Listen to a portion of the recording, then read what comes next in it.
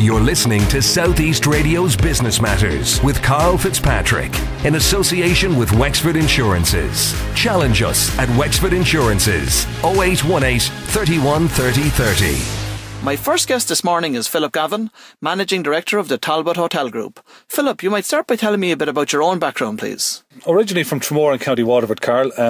Grew up there in a small little seaside resort. I didn't always have the bug for the hospitality stroke hotel industry. My initial career pattern was going to be a jockey, would you believe? Until somewhere along the way a certain racehorse trainer told me I wasn't going to make that when I aspired to 6'4". And then I said, well, second best would be the hotel industry. And like many of us back in those times, at a very young age, I started off in local hotels in both Tramore and Waterford. From there, I felt that I had the bug, and that's what it is. Some people call it a vocation. I like to call it a bug. And I decided that I would pursue a career in the hotel industry, and I decided to go to Colbrew Street in Dublin, where I did a degree in hotel and catering management. After that, I worked in many seasonal places like Killarney. I had many good years in Killarney. And then I got senior and middle management positions in Dublin in places like the Gresham and the Grand Hotel in Malahide, and the Royal Marine Hotel in Dunleary, before I aspired to more senior management roles in what was then the Ryan Hotel Group. So that brought me to a place called Dingle. My family and I moved to Dingle back in 1995, and I was, at a very young age, the general manager of the Dingle Skellig Hotel in Dingle Town. And we stayed there for 8 years. I aspired to being the managing director of that group, which would have been affiliated also to a supermarket group called Garvey's. They had 2 hotels and some holiday villas there in Dingle. And we'd 8 fantastic years. Many people would say I left because I had some indication that fungi wasn't going to last for terribly long. That may be the case. But both my wife and I are from Waterford, and we felt that we wanted to be a little bit closer to that area. And I was successful in getting the job here in Wexford, as initially as general manager of the Talbot Hotel in Wexford. And I have since taken on the role of managing director of the Talbot Hotel Group, of which we have 3 hotels, one being the flagship, which is the Talbot Hotel in Wexford. The second is the Stillorgan Park Hotel, which the company has owned since 1996. And then in recent years, we built the Talbot Hotel in Carlow. So that's our lot. And to say I'm busy is probably an understatement, but to say that I'm enjoying it is probably the reality. Philip, the recession itself has had a major impact on the hotel sector across the country. What impact has it had on your own hotel group? For what we were faced with back in those dark times in 2005 and 2006, is certainly a period of time that I never want to go through again. But what it was a reality check of our industry, and we had to define exactly what we were doing. Up until then, I suppose I'll always remember attending a conference in Dublin just prior to the downturn. And I was quoted at the time as saying, back then we were building lighthouses in bogs.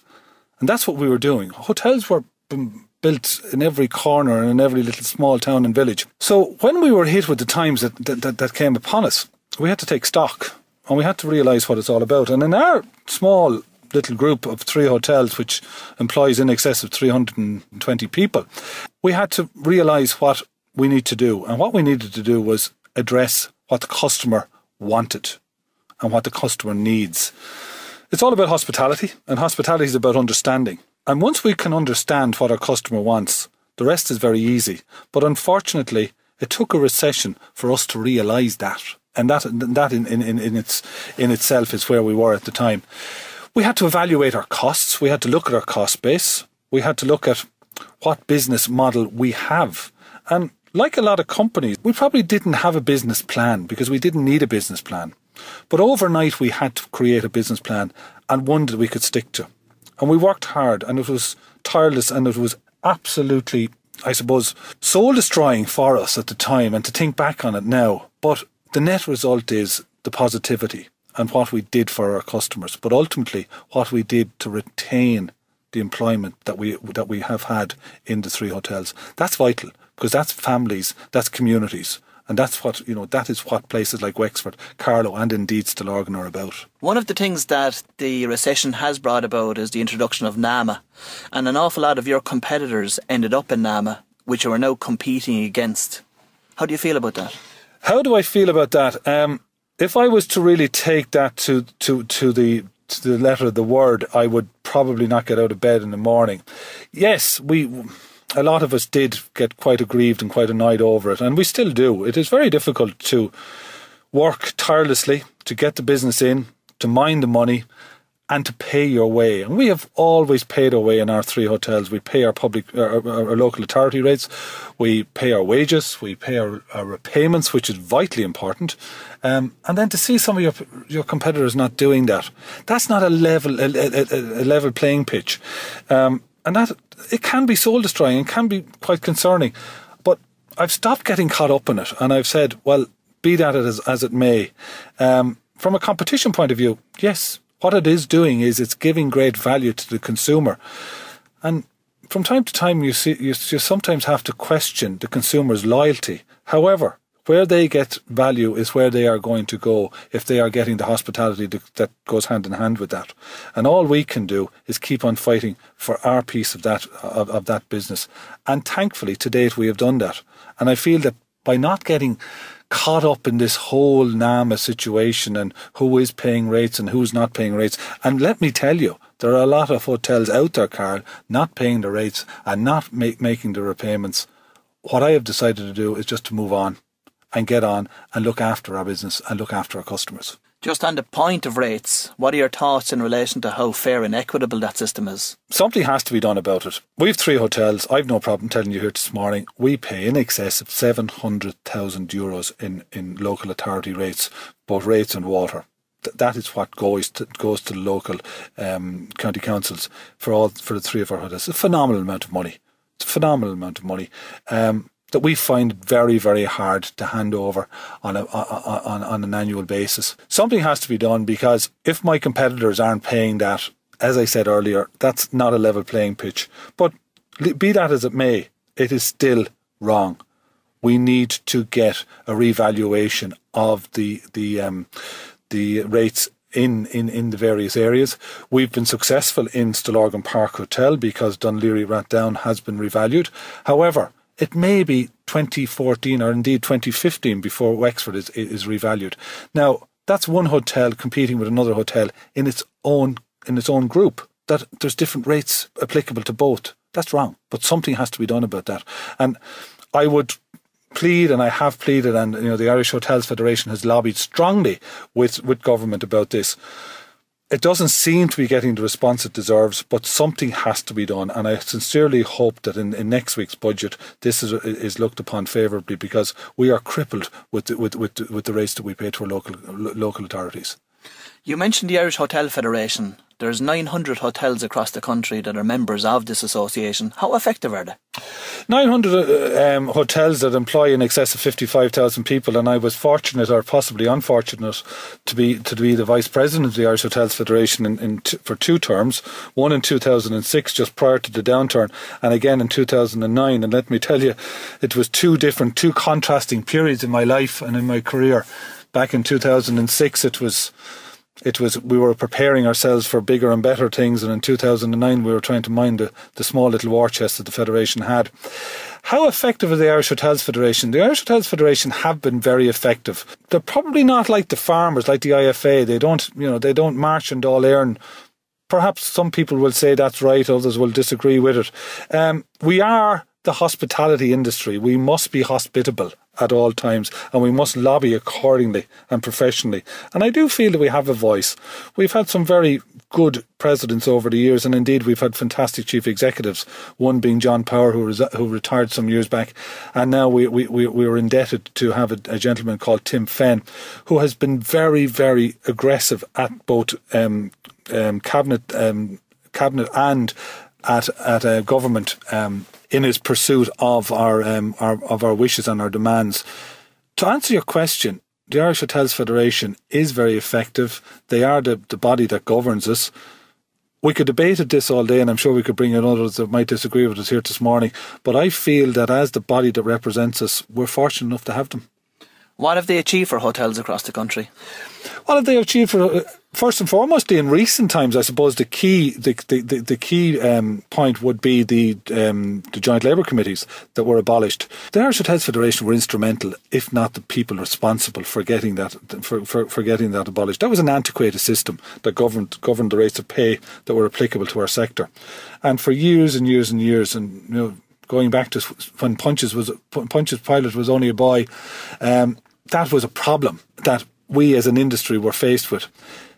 The Hotels Federation went in, and thankfully, due to their lobbying, etc., that was abolished. In recent times, they would have been involved in the initiative such as the Gathering. The Irish Hotels Federation would play a significant part in that.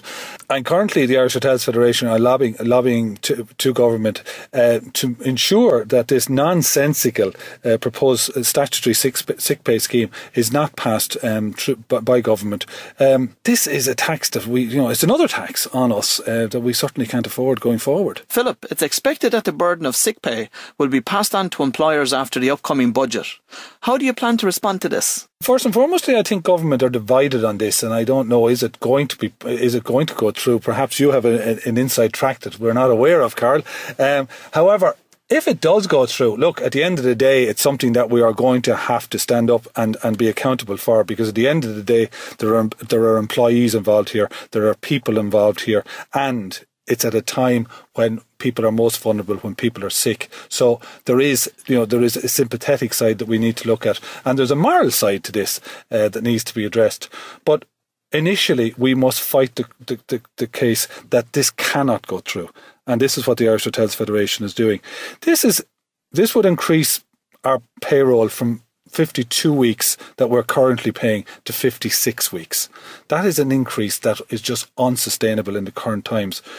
You asked me a question of what are we going to do about it. Well, if we are, I suppose, landed with this, which some people would feel it is going to happen, well, thereafter we are going to have to make cutbacks whereby we can justify that and where we can account for it going forward.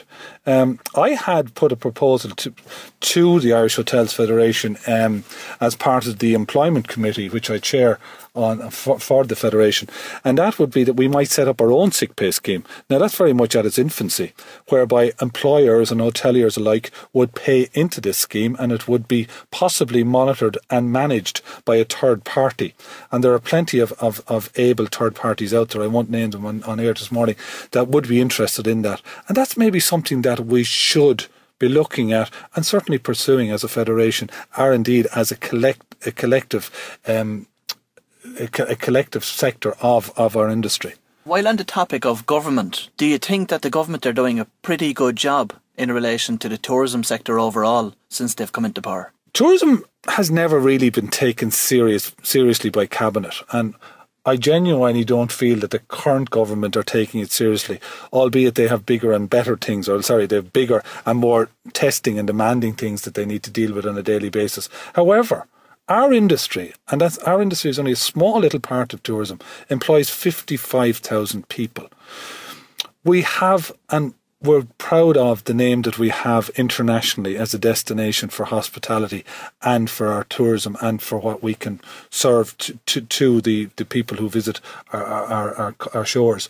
It does need a greater input by Cabinet. I do feel that it deserves a ministry that doesn't have 5 or 6 or 7 other things attached to it. I feel that tourism on its own should be treated as a ministry, and that's something that needs to be looked at by government. An initiative that's getting a lot of coverage on the media for the last number of months has been the Gathering. What are your thoughts on that? The Gathering is something, it's an initiative, it's a positive initiative for our industry. Look, where anybody is going to bring people and extra tourism into the country, I welcome it and I embrace it. My concerns about the Gathering are there doesn't seem to be any structure to it. Only now this week we have some good information whereby they are now saying that it's going to be grant aided. It's not a phenomenal amount of money. I think it's going to vary from 500 to 2,500 per initiative for the Gathering. The Gathering will bring people to Ireland, and it's up to us to showcase to them what we have in the hope that they may come back again. I don't view the gathering as a once-off tourism initiative that's only going to work for 2013. I see beyond that. And I feel that if we can bring people who have possibly never frequented our shores before to the country in 2013, they'll come back. And that's when we might reap the rewards of this. So, Philip, your opinion on the gathering is that the return on investment is going to be longer rather than shorter? Absolutely. I feel that that's what it has to be. If we were looking at this gathering and solely just for 2013, I think that's quite foolish, because what we need to do is we need to bring people to the shores that possibly weren't here before. And as I always say, repeat business is fundamentally what this industry is all about and what our industry is all about. And the gathering is to get them here. It's up to us to make sure they come back. Well, Philip, look, we look forward to seeing the outcome of the gathering this time next year. But in the meantime, the Opera Festival is just finished in the last number of weeks. How successful was it for your hotel in Wexford this year? The Opera Festival was successful, and it was successful for the town. And at the end of the day, that's what it's all about. It's about the community, the butcher, the baker, the candlestick maker. However, from our point of view, it's a school holiday. It's a mid-term break, and it tends to fall over that. And now that they have reduced it to 11 nights, the greater period of that time is during the mid-term. Now, Wexford as a destination is famous for mid-term breaks. Unfortunately, Wexford Festival Opera falls during that time. Karl, I'm a firm supporter of Wexford Festival Opera, but in this instance, it's not of great benefit to me. The winter is a long time. It's a long, long time from the end of September through till March. And trying to sustain jobs and trying to keep a hotel like the Talbot going, it's not easy. And here we have a scenario where there is a period of time that we could fill without the Wexford Festival Opera, but unfortunately Wexford Festival Opera is on during that time. I've raised this. It is an issue, I know it is, but it's a big concern to us. I support, and I always will support, and indeed our company has always supported Wexford Festival Opera, but it doesn't make a whole lot of sense to me that this takes place during a time that Wexford would benefit anyway. Philip, that's certainly a very relevant point for your individual sector, and I haven't heard it being made before. Over the last number of years, I suppose one of the big changes in the market to come about within the hotel sector has been the growth of the web, especially when it comes to booking hotel rooms by consumers, not just across the country but across the world. How has that impacted your own business? Phenomenally, Karl. It's the future. It's where we are and it's where we're going. If somebody had told me 10 or possibly 15 years ago that 20% of our business would be coming directly to us online, I'd have laughed. Whereas that is the reality now. Yes, we will always, well, we won't always have, but for a considerable length of time, we're always going to have people who will book by phone, or indeed we still have, and would you believe we still have people send cash deposits by post. That is still going to happen, and please God, it always will happen. But the internet has evolved incredibly. We have had to embrace this, and we have done so. We have taken on a lot of staff who are very, very well educated in this area, and that's the future, Karl. And what it does is it makes our business a lot cleaner and a lot tidier. You're no longer relying on people to make sure that the booking is taken and is taken down correctly, etc., etc. It's now the press of a button from their side that goes straight into our system. And the systems that are in place now, our people don't even have to translate them anymore. They will go straight into our booking engine and will end up on our front office system. So it's evolved incredibly. It's evolved every day. I'm a little bit of a techie. I won't say I'm a techie, Karl, but I'm a little bit of a techie. So I do enjoy it, but I certainly do watch with intrigue how it's progressing. But it is where we are, and it's the future of our industry. Philip, I'd like to talk to you about TripAdvisor. It's a double-edged sword. In some cases, we've seen it build businesses, and in other cases, we've seen it close businesses. What are your thoughts on it? Karl, TripAdvisor is the future. And as I've often said to people, I feel that in a very short period of time, when I say a very short period of time, I'm talking about 2 or 3 years, I could possibly see TripAdvisor as being the biggest, largest booking engine in the world, beyond any of the booking.coms or any of these that we would all be familiar with. I can see TripAdvisor getting to that level. We embraced TripAdvisor many years ago, and we use it for its positive contribution to our organisation and indeed to the forums that our guests, our potential guests, can read from.